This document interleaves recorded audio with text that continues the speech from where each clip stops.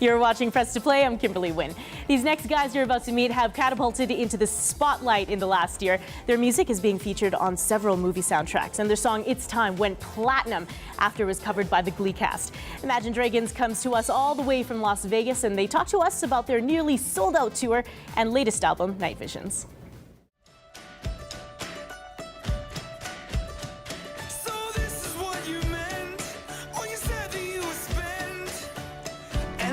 It's time to build from the bottom of the pit right to the top. Don't look back.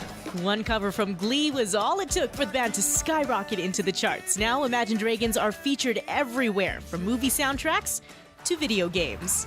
So it's really been a kind of a long, organic, slow build for us. But this last year has been a bit of a skyrocket. And I don't know if you can ever prepare for that. Now we're just trying to keep our nose to the grind and just remember, you know, that really none of this has anything to do with us. It's just about the music.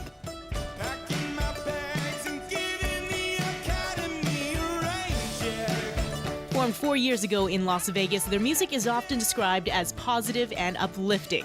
Now, the theme suits the band, considering only a year ago they were still playing small stages on the Strip. Back in the day when we were, sleeping on our fans' couches and eating bean and cheese burritos every day for breakfast, lunch, and dinner.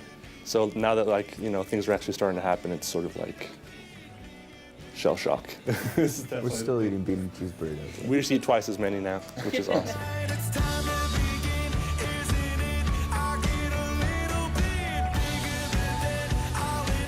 Their single, It's Time, holds the record for the longest run on the 2012 Alternative Top 10 charts.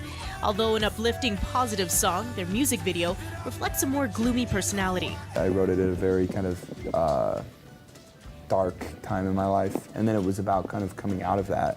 And it was really, I didn't write the song thinking really anybody would hear it or, let alone play on radio or something. Visually, in my mind, it kind of was about coming out of the darkness kind of and seeing the light in a way. And so we wanted to put that into visuals. And so, yeah, with the video, we kind of portrayed that in a way of, wandering through kind of a dark realm and at the end kind of, seeing the light through the clouds, I guess.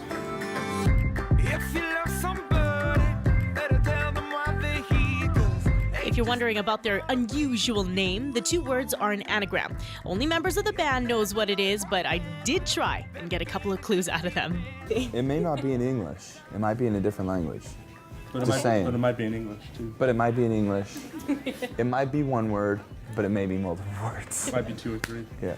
Well, I tried. I guess some things are meant to be kept a secret. Whether they're on the road or recording their next album, these guys are just going along for the wild ride. This is our first real headlining world tour for it, and so we're gonna, there's places that we want to go first before we unravel the next album. But we just feel very fortunate. There's so many great bands out there that deserve to be in this position.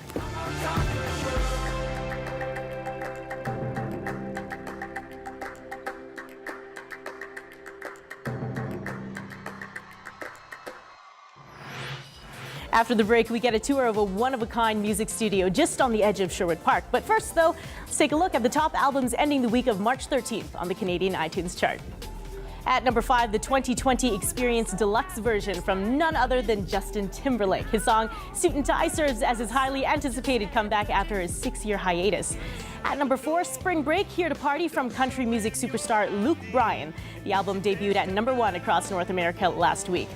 Taking the number 3 spot, What About Now from Bon Jovi. It's the band's 12th studio album and was just released last weekend.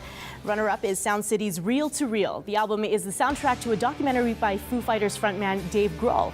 It features music from legendary artists like Paul McCartney and Stevie Nicks. Finally, at number 1, the Next Day Deluxe version from David Bowie. It's his first album of new material in 10 years since 2003's Reality. The album was streamed in its entirety on iTunes days before its official release. We'll be back with more after the break.